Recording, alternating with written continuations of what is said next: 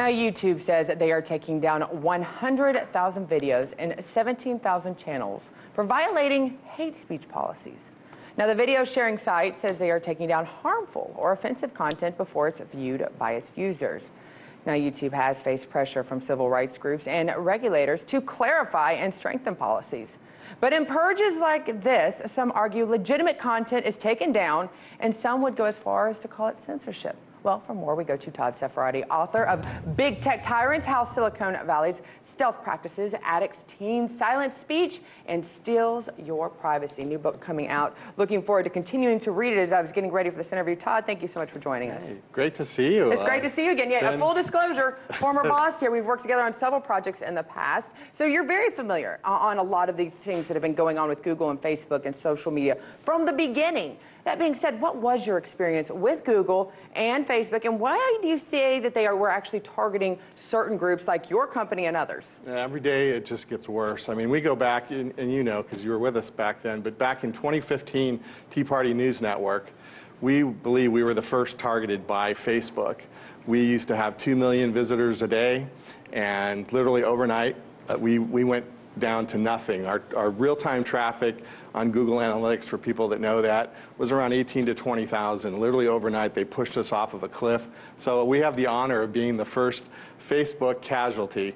But it goes across all big tech. You're right. Google, now with the purging, you know, Google owns YouTube. They're purging, you know, not just conservatives, but people they don't like, based on what the new coin word is hate speech.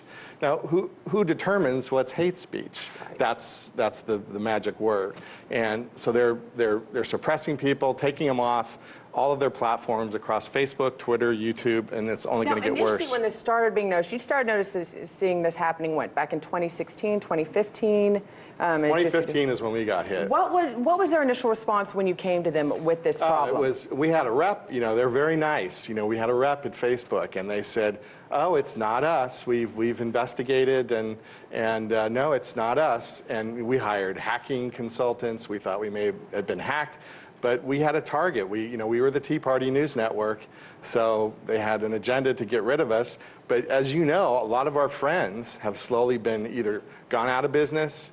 You know, companies like IJ Review has been suppressed, and I'm at Western Journal now. Our traffic has dropped 90% in the last 24 months. Well, and the thing is, critics would come in and say, or those that are saying on behalf of YouTube, they would say, those companies are almost private. I mean, some of them are publicly traded. It's their product. They can do whatever they want to with them. What responsibility do they have to you, the consumer? You don't have to use it. That's like saying AT&T is a private company, in which they are, but AT&T and Facebook and Twitter, they hide under this federal statute called Section 230 of the Communications and Decency Act, which protects them against lawsuits, which publishers don't have. If they want to be a publisher, fine, be a publisher. You can censor, you can say whatever you want, but AT&T can't cut off me calling you talking about civil rights or the Tea Party movement because they don't like what we're saying. Well, that's what Facebook, Twitter, Google now are doing. And the flashpoint is Donald Trump got elected. Okay, so he's promised he was going to take care of it, but do you think that he's doing enough right now? Is he having enough? I mean, what can he do? You talk about less government. Are you encouraging government to become more involved in regulating these type of industries? You have to understand, these are Apple, I think, crossed the trillion mark. Right. These are like countries. The executive branch can only do so much.